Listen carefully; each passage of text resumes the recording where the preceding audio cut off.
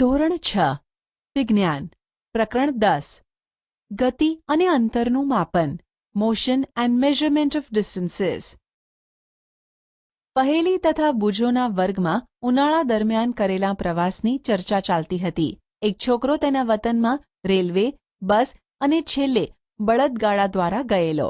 એક વિદ્યાર્થીએ વિમાન દ્વારા યાત્રા કરી હતી. એક વિદ્યાર્થીએ ઉનાળુ રજાઓના ઘણા દિવસો પોતાના કાકા સાથે માછલી પકડવા હોડીમાં પસાર કર્યા હતા. તેના પછી શિક્ષકે વિદ્યાર્થીઓને સમાચાર પત્રોના એ લેખ વાંચવાનું કહ્યું જેમાં નાના પૈડાવાળા વાહનનું વર્ણન આપેલ હતું, જે મંગળ ગ્રહની સપાટી પર ચાલ્યું હતું અને પ્રયોગો પણ કર્યા હતા. તે વાહનને મંગળ ગ્રહ સુધી લઈ જવાનું કાર્ય અંતરિક્ષયાન દ્વારા કરવામાં આવ્યું હતું. તે દરમિયાન પહેલી પ્રાચીન ભારત વિશે વાર્તાઓ વાંચતી હતી. હવે એ જાણવા માંગે છે કે પ્રાચીન કાળમાં લોકો એક સ્થાનથી બીજા સ્થાન સુધી કેવી રીતે યાત્રા કરતા હતા. વાહન વ્યવહારની વાર્તા. પ્રાચીન સમયમાં લોકો પાસે વાહન વ્યવહારના વધુ સાધનો ન હતા. તેઓ ચાલીને યાત્રા કરતા હતા તથા તેમનો સામાન પોતાની પીઠ પર મૂકીને અથવા તો પશુઓની પીઠ ઉપર લાદીને લઈ જતા હતા. પ્રાચીન સમયમાં જળમાર્ગોમાં અવરજવર માટે હોડીનો ઉપયોગ કરવામાં આવતો હતો. શરૂઆતમાં લાકડાના ટુકડામાં એક ખાડો એટલે કે પોલાણ બનાવીને હોડી બનાવવામાં આવતી હતી. ત્યારબાદ લોકોએ લાકડાના ટુકડા એકબીજા સાથે જોડીને હોડી બનાવવાનું શીખી લીધું. આ હોડી પાણીમાં રહેનારા પ્રાણીઓના આકાર જેવી હતી. પ્રકરણ 8 તેમજ 9માં માછલીના ધારારેખ્ય એટલે કે હોડી જેવા આકારની આકૃતિને યાદ કરો. પૈડાની શોધ બાદ વાહન વ્યવહારની પ્રણાલીમાં અત્યંત મહત્વપૂર્ણ પરિવર્તન આવ્યા. પાછલા કેટલાક વર્ષોમાં પૈડાની રચનામાં સુધારો કરવામાં આવ્યો. પૈડાથી ચાલતા વાહનોને ખેંચવા માટે પશુઓનો ઉપયોગ કરવામાં આવતો હતો. 19મી સદીની શરૂઆત સુધી વ્યક્તિઓ એક સ્થાનથી બીજા સ્થાન સુધી પરિવહન માટે પશુશક્તિનો ઉપયોગ કરતા હતા. વરાળ યંત્રની શોધથી એક નવા જ શક્તિ સ્ત્રોતનો સમાવેશ થયો. વરાળ યંત્ર દ્વારા ચાલતી ગાડીઓ તથા માલગાડીઓના ડબ્બાઓ માટે રેલવેના પાટાનું નિર્માણ કરવામાં આવ્યું. ત્યારબાદ સ્વચાલિત વાહન એટલે કે ઓટોમોબાઈલ આવ્યા. પાણી પર પરિવહન કરતા સાધનોમાં મોટરથી ચાલતી બોટ અને જહાજોનો ઉપયોગ થવા લાગ્યો. 19મી સદીની શરૂઆતના વર્ષોમાં વાયુયાનનો વિકાસ થયો. ત્યારબાદ તેમાં સુધારો કરવામાં આવ્યો તથા તેને મુસાફરી તથા સામાન લઈ જવા યોગ્ય બનાવવામાં આવ્યા. ઇલેક્ટ્રિક રેલગાડી, મોનોરેલ એટલે કે એક જ પાટા પર ચાલતી ટ્રેન, સુપરસોનિક વિમાનો એટલે કે અવાજની ઝડપે ઉડતા વિમાનો, અંતરિક્ષયાન 20મી સદીના કેટલાક યોગદાન છે. તમે કેટલું અંતર કાપ્યું? આ ટેબલ કેટલું પહોળું છે? How far have you travelled? How wide is this desk? લોકો કેવી રીતે જાણકારી પ્રાપ્ત કરતા હતા કે તે કેટલું ચાલ્યા? તમે કેવી રીતે જાણકારી મેળવશો કે તમારી શાળા સુધીનું અંતર તમે ચાલીને જઈ શકશો અથવા શાળા સુધી પહોંચવા માટે તમારે બસ અથવા રિક્ષાની જરૂર પડશે?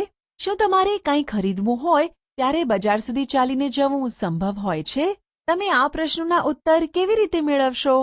કોઈ સ્થાન કેટલું દૂર છે તે પહેલાં જાણવું જરૂરી છે, જેથી આપણે અનુમાન લગાવી શકીએ કે ત્યાં સુધી કેવી રીતે પહોંચી શકાય. જેમ કે ચાલીને, બસ દ્વારા, રેલવે દ્વારા, પાણીમાં હોડી દ્વારા, વિમાન દ્વારા અથવા કોઈ અંતરિક્ષયાનની જરૂર પડશે. ક્યારેક એવી વસ્તુઓ પણ હોય છે કે જેની લંબાઈ અને પહોળાઈ જાણવાની આપણને આવશ્યકતા હોય છે. પહેલી તથા બુજોના વર્ગમાં મોટી મોટી પાટલીઓ છે જેની ઉપર બે વિદ્યાર્થીઓ બેસે છે. પહેલી તથા બુજો એક સાથે એક પાટલી ઉપર બેસે છે, પરંતુ મોટા ભાગે તેઓમાં એ વાતને લઈને ઝઘડો થાય છે કે તેનો સાથીદાર પાટલીના વધારે ભાગનો ઉપયોગ કરે છે. શિક્ષકના સૂચનને અમલ કરીને તેઓએ પાટલીની લંબાઈ માપવાનું નક્કી કર્યું. પાટલીની ઠીક મધ્યમાં એક ચિહ્ન બનાવ્યું તથા પાટલી પર નિશાની એટલે કે રેખા બનાવીને બરાબર 2 ભાગમાં વહેંચી.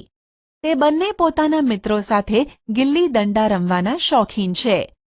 બુજો તેની સાથે ગિલ્લી દંડાની જોડી લઈને આવ્યો છે. અહીં આકૃતિ 10.2માં તેમણે ગિલ્લી અને દંડાનો ઉપયોગ કરીને પાટલીની લંબાઈ કઈ રીતે માપી તે દર્શાવવામાં આવ્યું છે.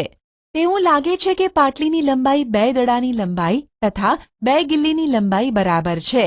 પાટલીની મધ્યમાં રેખા ખેંચવાથી બંને ખુશ દેખાય છે, કારણ કે બંનેને અડધી અડધી પાટલી પ્રાપ્ત થઈ, જેમાં પાટલીનો અડધો ભાગ લંબાઈમાં 1 દંડા અને ગિલ્લીની લંબાઈ બરાબર છે.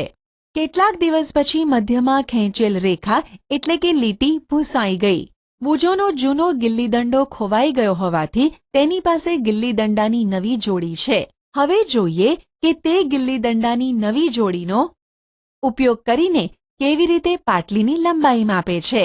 જુઓ, જ્યારે નવા ગિલ્લી દંડાની જોડ વડે માપવામાં આવે છે ત્યારે પાટલીની લંબાઈ 2 દડા તથા 1 ગિલ્લી અને થોડીક જ વધારાની જગ્યા બચી હોય તેમ દેખાઈ રહી છે, જે 1 ગિલ્લીની લંબાઈ કરતાં ઓછી છે. હવે શું કરીશું? તમે પહેલી અને બુજોને શું સલાહ આપશો જેથી તે પાટલીની સંપૂર્ણ લંબાઈ માપી શકે? શું તે લંબાઈ માપવા માટે ક્રિકેટના સ્ટમ્પ તથા ગિલ્લીઓનો ઉપયોગ કરી શકે છે? અથવા તમે વિચારો છો કે એવું કરવાથી પણ આવી જ સમસ્યા ઊભી થશે? તે એક કામ કરી શકે છે. એક નાની દોરી લઈ તેના પર 2 ચિહ્ન બનાવે. આ દોરીની લંબાઈ હશે, જે આ દોરીની મદદથી પાટલીની લંબાઈ માપી શકે છે. તે આ દોરીનો ઉપયોગ દોરીથી નાની લંબાઈનું અંતર માપવા કઈ રીતે કરશે? તે દોરીને વાળીને અડધો, 1/4 અને 1/8 ભાગ બનાવી શકે છે. હવે કદાચ પહેલી અને બુજો પાટલીની ચોક્કસ લંબાઈ દોરીની મદદથી માપી શકશે.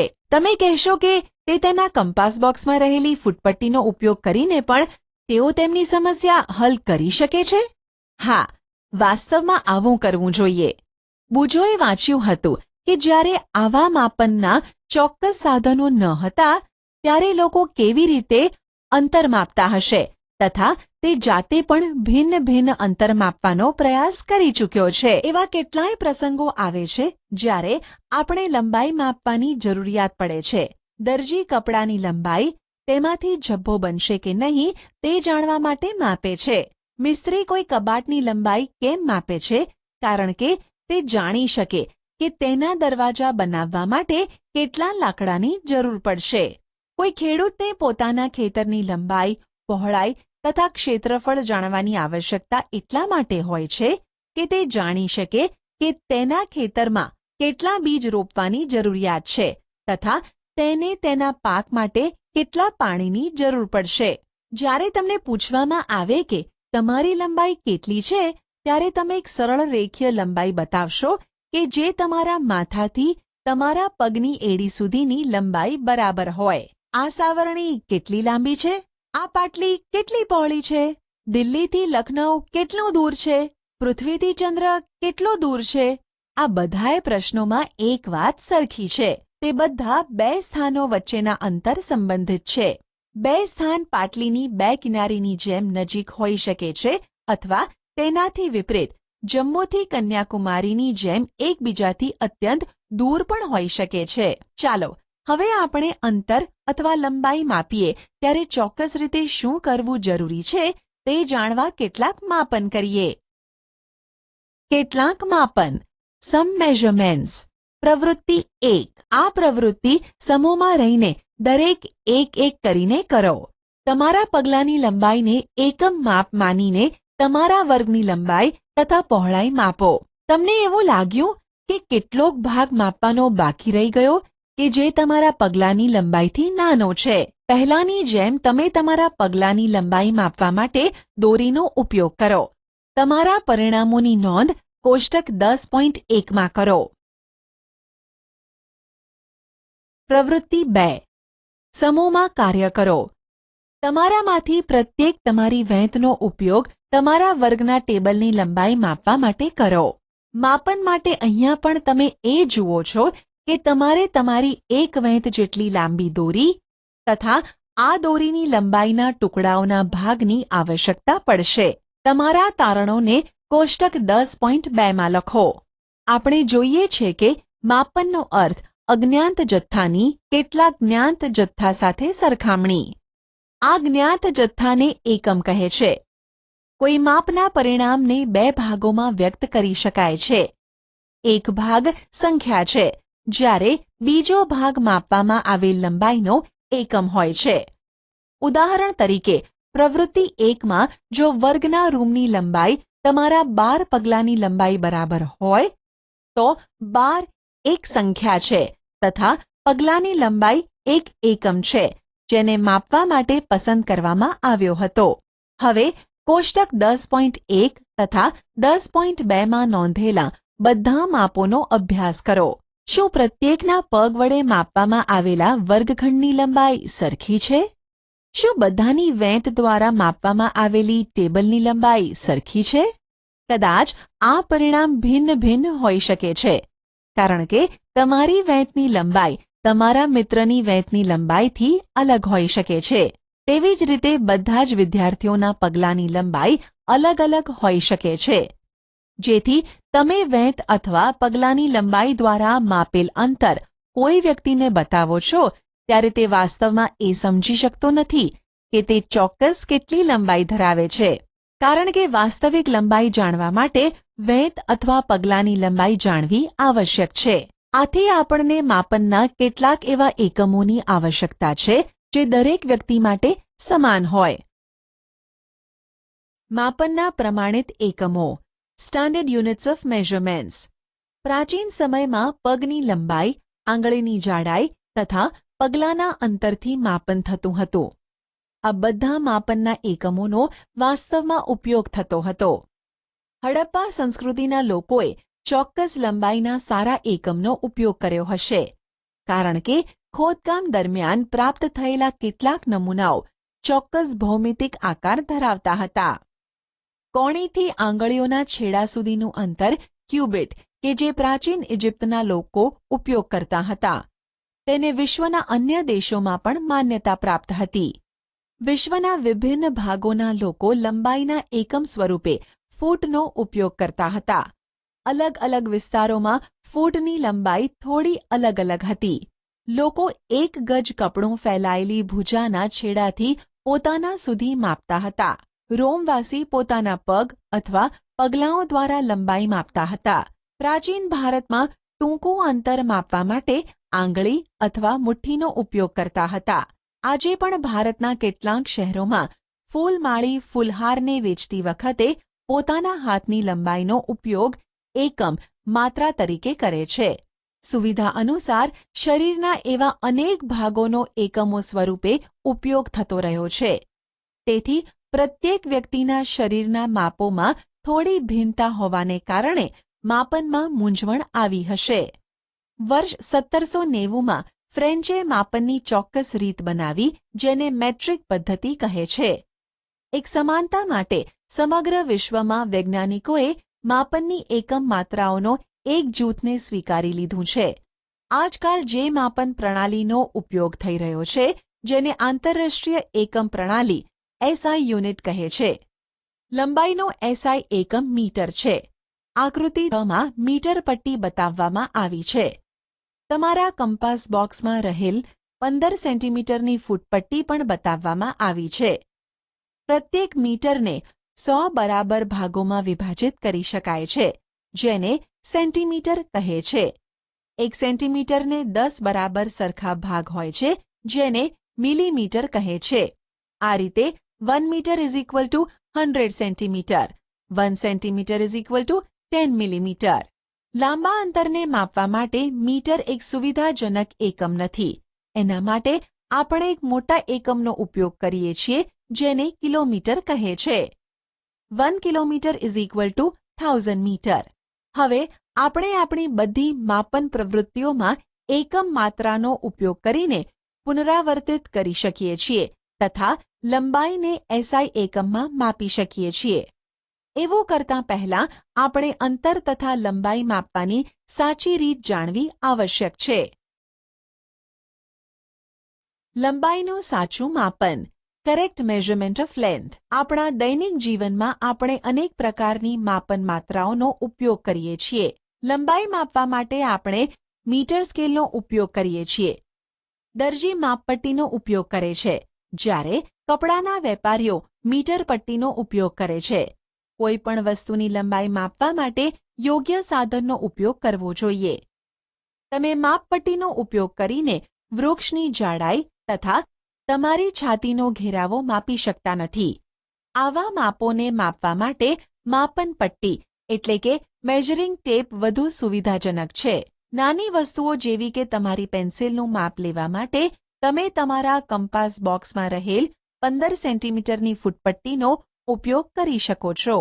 લંબાઈ માપતી વખતે આપણે નીચેની સાવધાની રાખવી અત્યંત જરૂરી છે. ફૂટપટ્ટીને વસ્તુના સંપર્કમાં તેની લંબાઈ અનુસાર રાખો.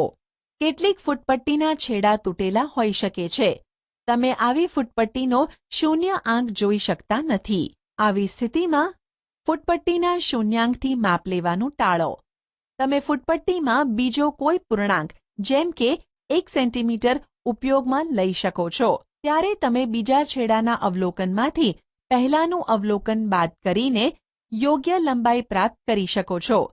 ઉદાહરણ તરીકે, એક છેડાનું અવલોકન 1 સેન્ટીમીટર છે, જ્યારે બીજા છેડાનું અવલોકન 14.3 સેન્ટીમીટર છે. આથી વસ્તુની લંબાઈ 14.3 સેન્ટીમીટર બાદ 1 સેન્ટીમીટર બરાબર 13.3 સેન્ટીમીટર છે. 3. માપ લેતી વખતે આંખની સાચી સ્થિતિ પણ જરૂરી છે. તમારી આંખ જે બિંદુનું માપ લેવાનું છે તેની બરાબર સામે હોવી જોઈએ. પ્રવૃત્તિ 3. તમારા સહપાઠીની લંબાઈ પહેલાં વેંત અને પછી માપપટ્ટી દ્વારા માપો. તમારા સહપાઠીને દિવાલ સાથે પીઠ રાખીને ઊભા રહેવાનું કહો. તેના માથા ઉપરથી દિવાલ પર એક નિશાન બનાવો.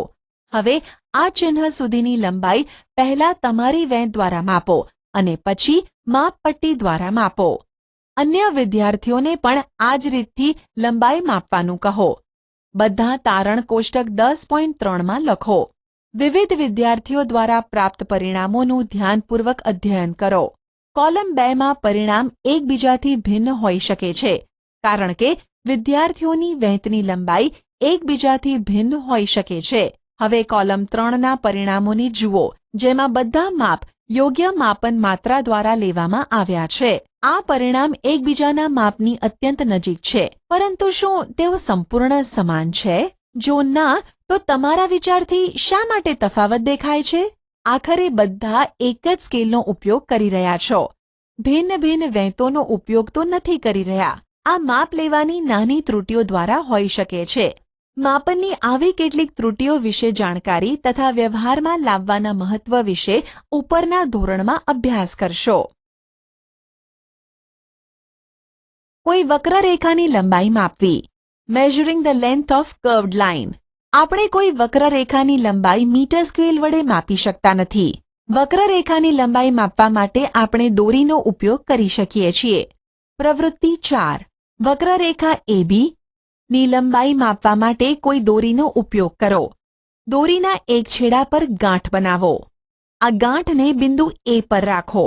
હવે દોરીને તમારી આંગળી તથા અંગૂઠાની મદદથી ખેંચાયેલી રાખો અને તેના નાના ભાગને રેખા અનુસાર રાખીને માપો. આ બિંદુ પર તમારા એક હાથથી દોરીને પકડો. તમારા બીજા હાથથી દોરીના થોડા ભાગને વક્રરેખા અનુસાર ફેલાવો. આ પ્રક્રિયાને પુનરાવર્તિત કરીને વક્રરેખાના બિંદુ B સુધી પહોંચો. દોરીનો જે ભાગ બિંદુ B પર છે તેને નિશાનીથી અંકિત કરો. હવે આ દોરીને મીટર સ્કેલ પર ફેલાવો. દોરીની શરૂઆતની ગાંઠ તથા તેના બીજા છેડા પર નોંધેલ નિશાનની વચ્ચેની લંબાઈ માપો. આ માપ વક્રરેખા ABની લંબાઈ છે.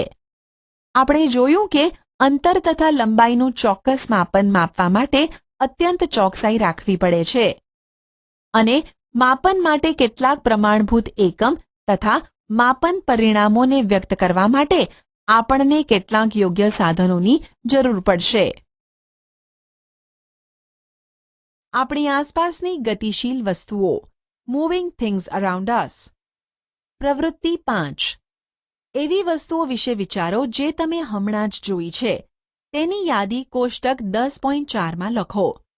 સ્કૂલ બેગ, મચ્છર, ટેબલ, પાટલી પર બેઠેલ વ્યક્તિઓ, અહીં તહીં જતા લોકો, તેનાથી વિશેષ પતંગિયા, કૂતરા, ગાય, તમારો હાથ, નાના બાળકો, પાણીમાં તરતી માછલી, ઘર, કારખાનું, પથ્થર, ઘોડો, દડો, બેટ, ચાલતી રેલગાડી, સિલાઈ મશીન, દિવાલ, ઘડિયાળ, ઘડિયાળના કાંટા પણ હોઈ શકે છે. તમે જેટલી લાંબી યાદી બનાવી શકતા હોય તેટલી બનાવો. તેમાંથી કેટલી ગતિશીલ છે, કેટલી સ્થિર છે? તમે એ ધ્યાન આપ્યું હશે કે પક્ષી એક જ સ્થાને હોતા નથી, જ્યારે ટેબલ એ જ સ્થાને પડેલું હોય છે. આના આધારે એ સુનિશ્ચિત કર્યું હશે કે કોઈ વસ્તુ ગતિમાં છે કે સ્થિર છે. ચાલો આપણે કીડીની ગતિને ધ્યાનપૂર્વક જોઈએ. સાચો જવાબ પસંદ કરી યોગ્ય જગ્યાએ ડ્રેગ એન્ડ ડ્રોપ કરો. પ્રવૃત્તિ 6. જમીન પર એક સફેદ કાગળની મોટી શીટ ફેલાવો, એટલે કે પાથરો. તેના પર ખાંડના કેટલાક દાણા નાખો. કીડીઓ આ ખાંડના દાણા તરફ આકર્ષિત થશે તથા તમે થોડી વારમાં જ એ કાગળની શીટ પર ઘણી બધી કીડીઓને ફરતી જોશો. કોઈ એક કીડીને તે કાગળ પરથી પસાર થઈ જાય કે તરત જ તેને પેન્સિલના ટપકાના ચિહ્ન વડે અંકિત કરો. જેમ જેમ કીડી કાગળ પર ચાલતી આગળ વધે, તમે તેમ તેમ પેન્સિલથી ટપકા અંકિત કરતા જાઓ. કેટલાક સમય પછી કાગળની શીટને હલાવીને ખાંડના દાણા અને કીડીઓને દૂર કરો. એ વિવિધ બિંદુઓ તમે જે કાગળ પર અંકિત કર્યા હતા તેને તીરના નિશાન વડે જોડીને કીડીની દિશા બતાવો. એ તમામ બિંદુ કે જે અંકિત કર્યા હતા તે કેટલીક સેકન્ડના અંતરાલમાં કીડીની ગતિને દર્શાવે છે. ગતિ એ કોઈ વસ્તુની સ્થિતિમાં સમયની સાથે થતા કોઈ પ્રકારના ફેરફાર જેવી હોય છે, ખરું ને? ગતિના પ્રકાર. Types of motion. તમે સીધા રસ્તા પર વાહનની ગતિ, કોઈ પરેડમાં સૈનિકોની માર્ચ પરેડની ગતિ અથવા કોઈ પડતા પથ્થરની ગતિનું અવલોકન કર્યું હશે. આ કેવા પ્રકારની ગતિ છે? 100 મીટર દોડ હરીફાઈમાં પ્રતિસ્પર્ધી પણ સીધી રેખા પર દોડે છે. શું તમે તમારી આજુબાજુ જોઈને એવા પ્રકારના વધારે ઉદાહરણ વિચારી શકો છો? આ બધા ઉદાહરણોમાં આપણે એ જોઈએ છીએ કે વસ્તુઓ સીધી રેખામાં ગતિ કરે છે. આ પ્રકારની ગતિને સરળ રેખીય ગતિ કે સુરેખ ગતિ કહે છે. પ્રવૃત્તિ 7. એક પથ્થર લો, તેને દોરીના ટુકડાથી બાંધો તથા તમારા હાથની મદદથી તેને ઝડપથી ગોળ ગોળ ફેરવો. પથ્થરની ગતિને ધ્યાનથી જુઓ. આપણે જોઈએ છીએ કે પથ્થર વર્તુળાકાર માર્ગને અનુસરીને ગતિ કરે છે. આ ગતિમાં પથ્થરનું અંતર તમારા હાથથી સમાન રહે છે. આ પ્રકારની ગતિને વર્તુળાકાર ગતિ કહે છે. વીજળીના પંખાના પાંખિયા ઉપર અંકિત કોઈ ચિહ્નની ગતિ, કોઈ ઘડિયાળના સેકન્ડ કાંટાની ગતિ વર્તુળાકાર ગતિના ઉદાહરણો છે. વીજળીનો પંખો અથવા ઘડિયાળ એક સ્થાનથી બીજા સ્થાને સ્વયં ગતિ કરી શકતા નથી, પરંતુ પંખાના પાંખિયા ફરે છે તથા તેવું જ ઘડિયાળના કાંટા પણ ફરે છે. જો આપણે પંખાના પાંખિયા અથવા ઘડિયાળના કાંટા પર કોઈ જગ્યાએ નિશાન બનાવીએ તો ફરતી વખતે પંખા અથવા ઘડિયાળના કેન્દ્રથી તે ચિહ્નનું અંતર સમાન રહેશે. કેટલાક કિસ્સામાં વસ્તુ એક નિશ્ચિત સમય અંતરાલ પછી પોતાની ગતિનું પુનરાવર્તન કરે છે. આ પ્રકારની ગતિને આવર્ત ગતિ કહે છે. દોરીથી બાંધેલ એ જ પથ્થર લો જેનો તમે પ્રવૃત્તિ 7માં ઉપયોગ કર્યો હતો. હવે દોરીને તમારા હાથમાં પકડો તથા પથ્થરને દોરીથી લટકવા દો. બીજા હાથ વડે પથ્થરને એક બાજુ ખેંચો અને પછી મુક્ત ગતિ કરવા માટે છોડી દો. તે એક લોલક છે. આ લોલક મનોરંજનની સાથે આપણને આવર્ત ગતિ સમજવામાં મદદ કરશે. કોઈ લોલકની ગતિ વૃક્ષની શાખાઓની અહીં તહીં લહેરાવવું, હિંચકો ખાતા બાળકોની ગતિ, સિતારના તારની ગતિ, વાગતી વખતે ઢોલકની સપાટીની ગતિ, આ બધા આવર્ત ગતિના ઉદાહરણો છે, જેમાં વસ્તુઓ એક નિશ્ચિત સમયના અંતરાલ પર પોતાની ગતિનું પુનરાવર્તન કરે છે. જ્યારે આપણે દોરી વડે બાંધેલા પથ્થરને વર્તુળાકાર ગતિ કરાવીએ છીએ ત્યારે પથ્થરનું હાથથી અંતર સમાન રહે છે. આ વિશે બુજો કંઈ ચોક્કસ કહી શકતો નથી. શું તમે બુજોને સમજાવવામાં મદદ કરી શકો છો? શું તમે પ્રવૃત્તિ 5ના એક ભાગરૂપે સિલાઈ મશીનનું અવલોકન કર્યું હતું? તમે ધ્યાન આપ્યું હશે કે સિલાઈ મશીન તે પોતાની જગ્યા પર જ રહે છે જ્યારે તેનું પૈડું વર્તુળાકાર ગતિમાં હોય છે. તેમાં એક સોય પણ હોય છે જે જ્યાં સુધી પૈડું ફરે છે ત્યાં સુધી નિરંતર ઉપર નીચે ગતિ કરતી રહે છે. શું એવું નથી? અહીં સોય આવર્ત ગતિ કરે છે. શું તમે જમીન પર ગબડતા દડાની ગતિનું અવલોકન કર્યું છે? અહીં દડો જમીન પર ગબડતો આગળ ગતિ કરે છે. આ પ્રકારે દડો સરળ રેખીય ગતિની સાથે સાથે વર્તુળાકાર ગતિ પણ કરે છે. શું તમે આવા અન્ય ઉદાહરણો બતાવી શકો છો જેમાં વસ્તુની ગતિ વિભિન્ન પ્રકારની ગતિ સાથે સુસંગત હોય? આ પ્રકરણમાં આપણે ઘણી બધી માપનની પ્રવૃત્તિઓ કરી તથા કેટલાક પ્રકારની ગતિના વિષયમાં ચર્ચા કરી. આપણે જોયું કે સમયની સાથે સ્થિતિમાં થતા ફેરફારને ગતિ કહે છે. સ્થિતિમાં થયેલ આ પરિવર્તનને આપણે અંતરમાપન દ્વારા સમજી શકીએ છીએ. આનાથી આપણને એ જાણકારી પ્રાપ્ત થાય છે કે કોઈ વસ્તુ કેટલી ધીમી અથવા ઝડપી ગતિ કરી રહી છે. જમીન પર ગોકળગાયની ગતિ, પતંગિયાનું એક પુષ્પ પરથી બીજા પુષ્પ પર જવું, નદીના પ્રવાહમાં નાના પથ્થરોની ગતિ, વિમાનનું હવામાં ઊંચાઈએ ઉડવું, જેટ વિમાન માર્ગ બનાવવા, પૃથ્વીની આજુબાજુ ચંદ્રની ગતિ, આપણા શરીરમાં રુધિરનું પરિવહન વગેરે બધા ઉદાહરણ આપણી આજુબાજુ થનારી ગતિને દર્શાવે છે. વર્તુળાકાર ગતિ, સર્ક્યુલર મોશન. અંતર, ડિસ્ટન્સ. માપન, મેઝરમેન્ટ. ગતિ, મોશન. આવર્ત ગતિ, પિરિયોડિક મોશન. સરળ રેખીય ગતિ, રેક્ટિલિનિયર મોશન. એસઆઈ એકમ, એસઆઈ યુનિટ્સ. માપનના એકમો, યુનિટ્સ ઓફ મેઝરમેન્ટ. સારાંશ. એક સ્થાનથી બીજા સ્થાને જવા માટે પરિવહનના વિવિધ સાધનોનો ઉપયોગ કરવામાં આવે છે. પ્રાચીન કાળમાં લોકો પગલાંની લંબાઈ, આંગળીની જાડાઈ, એક પગલાંની દૂરી વગેરેનો ઉપયોગ માપનના એકમ સ્વરૂપે કરતા હતા. તેનાથી મૂંઝવણ થતી હતી તથા એટલા માટે કોઈ એક સમાન માપન પ્રણાલીને વિકસિત કરવાની આવશ્યકતા ઊભી થઈ. હવે આપણે એકમોની આંતરરાષ્ટ્રીય પ્રણાલી એસઆઈ યુનિટનો ઉપયોગ કરીએ છીએ. તેને સમગ્ર વિશ્વમાં માન્યતા પ્રાપ્ત છે. એસઆઈ એકમમાં લંબાઈનો એકમ મીટર છે. સીધી રેખાને અનુસરીને થતી ગતિને સરળ રેખીય ગતિ અથવા સુરેખ ગતિ કહે છે. વર્તુળાકાર ગતિમાં કોઈ વસ્તુ એવા પ્રકારની ગતિ કરે છે કે એ વસ્તુનું કોઈ નિયત બિંદુથી અંતર સમાન રહે. એવી ગતિ કે કોઈ નિશ્ચિત સમય અંતરાલ પર પુનરાવર્તિત થતી હોય તેને આવર્ત ગતિ કહે છે. આપેલા વિકલ્પોમાંથી સાચો વિકલ્પ પસંદ કરી સબમિટ બટન પર ક્લિક કરો.